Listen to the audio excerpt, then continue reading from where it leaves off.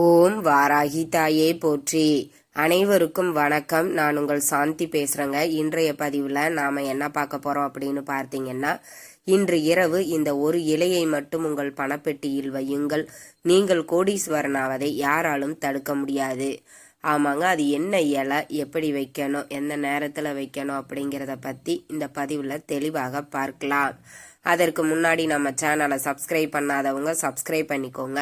பக்கத்திலே இருக்கிற பெல் ஐக்கானை கிளிக் பண்ணிக்கோங்க. அப்பதான் நான் போடுற எந்த ஒரு வீடியோவாக இருந்தாலும் உடனே உங்களுக்கு நோட்டிஃபிகேஷனில் வரும். இப்போ பார்த்தீங்க அப்படின்னா, இன்றைய நாள் நம்மளுக்கு வருடத்தின் முதல் வெள்ளிக்கிழமையாக வந்திருக்கிறது. ஆக இன்று வெள்ளிக்கிழமை, செவ்வாய்க்கிழமையில் நிறைய பேர் வந்துட்டு மற்ற நாட்களில் கோவிலுக்கு செல்லாவிட்டாலும் இந்த வெள்ளிக்கிழமை செவ்வாய்க்கிழமையில் கோயிலில் போய் வழிபாடு செஞ்சுட்டு வருவாங்க. அது மாதிரி நீங்கள் கோவில்களுக்கு சென்று வழிபாடு செய்து விட்டு வரும்போது நீங்கள் நான் சொல்லக்கூடிய அந்த ஒரு இலையையும் கொண்டு வாங்க. அங்கே இருக்கிறவங்க கிட்ட கேட்டு வாங்கிட்டு வந்து அதை உங்கள் பணப்பெட்டியில் வைக்கணும். என்னங்க சொல்கிறீங்க, கோவிலேருந்து வாங்கிட்டு வரணுமா, அப்படி என்ன இலை அப்படின்னு தானே கேட்குறீங்க. அப்படி ஒரு என்ன இலை அப்படின்னு பார்த்தீங்கன்னா வன்னி மரத்து இலை. இந்த வன்னி மரத்து இலை பார்த்தீங்கன்னா செல்வத்தை அள்ளித்தரும். நிறைய பார்த்தீங்கன்னா விநாயகர் கோவிலில் வச்சுருப்பாங்க, சிவ ஆலயங்களில் வச்சுருப்பாங்க. ஒரு சில கோவில்களில் தலை விருச்சமாகவே இந்த வன்னி மரம் இருக்கும்.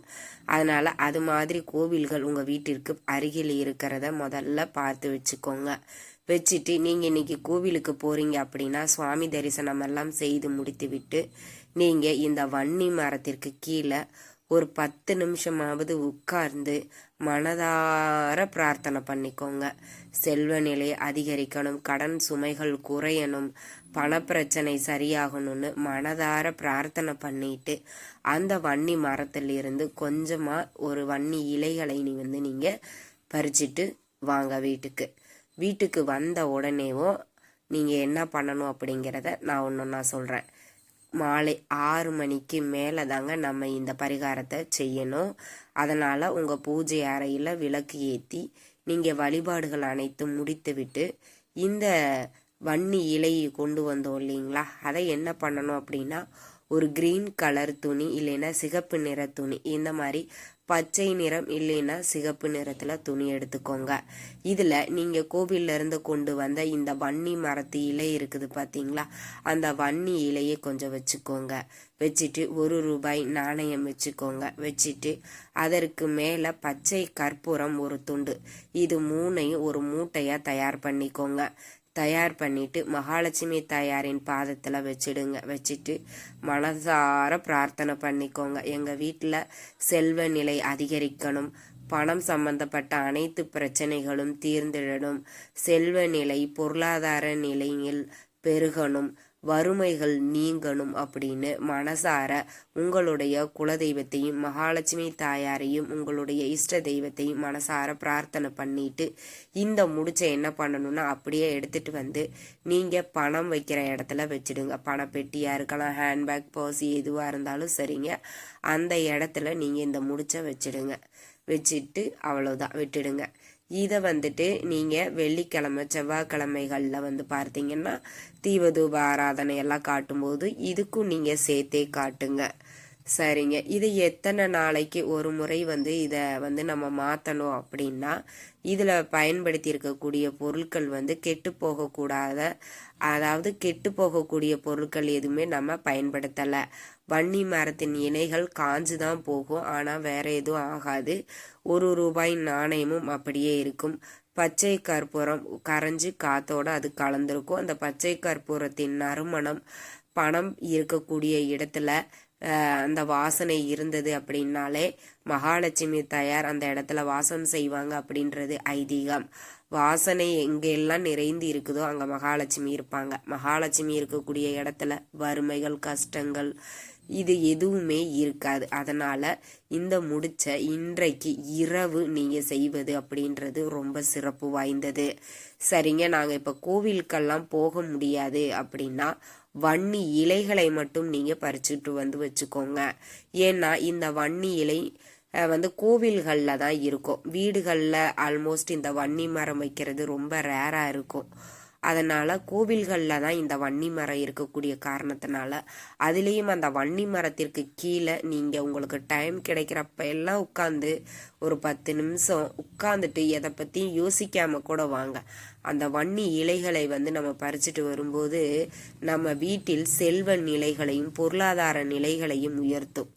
இப்போ நீங்கள் இந்த வன்னி இலைகளை நீங்கள் பர்ஸ் வைக்கிறீங்க இல்லைங்களா, அதில் கூட ஒரு 2 இலைகளை நீங்கள் போட்டு வச்சிட்டீங்க அப்படின்னா இந்த வன்னி இலை இருக்கக்கூடிய இடத்துல பணம் பெருகி கொண்டே இருக்கும் அப்படிங்கிறது ஐதீகம். அதனால இந்த வன்னி இலைகளை இனிமே நீங்க பார்த்தீங்க அப்படின்னா விட்டுறவே விட்டுறாதீங்க.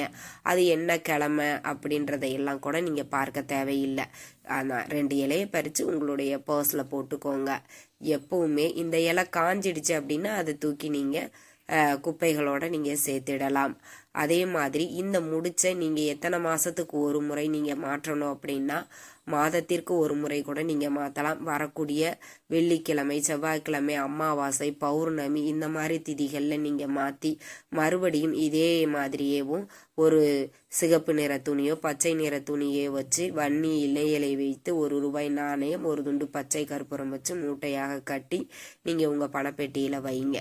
எப்பவுமே இந்த வன்னி இலை இருக்கக்கூடிய இடத்துல பார்த்தீங்க அப்படின்னா நம்மளுக்கு செல்வம் அதிகரிக்கும், பொருளாதார நிலைகள் உயரும், செல்வம் சேரும், நகைகள் சேரும், பொன் பொருள் சேர்க்கை ஏற்படக்கூடிய அற்புதமான ஒரு பவர்ஃபுல்லான இலை தான் இந்த வன்னி மரத்து இலை. அதனால இந்த வன்னி மரத்து இலையை வச்சு நாம் இன்னைக்கு இந்த பரிகாரத்தை செய்திருக்கிறோம். எப்பவுமே பாருங்க, உங்களுக்கு பண பிரச்சனை, பண தடைகள் இதெல்லாம் இருக்குது அப்படின்னா இந்த வன்னி மரத்துக்கு கீழே உட்கார்ந்து நீங்கள் எந்த மந்திரமும் சொல்ல வேண்டாம். உங்களுடைய குலதெய்வத்தையும் இஷ்ட தெய்வத்தையும் மகாலட்சுமி தாயாரையும் நினைச்சு மனசார பிரார்த்தனை பண்ணிட்டு வாங்க. கண்டிப்பா உங்க மன குழப்பங்கள் நீங்க ஒரு தெளிவு பிறக்கும். மனம் தெளிவாக இருக்குது அப்படின்னாலே ஒரு தீர்க்கமான ஒரு நல்ல சிந்தனையும் நல்ல முடிவையும் நம்ம எடுப்போம். அதனால எப்போ நீங்கள் வன்னி மரத்தினுடைய இலைகளை பார்த்தாலும் தவறாமல் அதை உங்களுடைய பர்ஸில் கொஞ்சமாக பறித்து போட்டுக்கோங்க. பணம் இல்லாமல் சேர்ந்து கொண்டே இருக்கும், வறுமைகள் நீங்கும். இந்த தகவல் உங்களுக்கு ரொம்பவுமே பயனுள்ளதாக இருந்திருக்கும்னு நினைக்கிறேங்க. வீடியோ பிடிச்சிருந்தா லைக் பண்ணுங்க, ஷேர் பண்ணுங்க, கமெண்ட் பண்ணுங்க. இந்த பதிவை உங்களுடைய உற்றார் உறவினர்கள் நண்பர்களுக்கும் ஷேர் பண்ணுங்க. அவங்களும் பார்த்து பயன்பெறட்டும். நன்றி, வணக்கம்.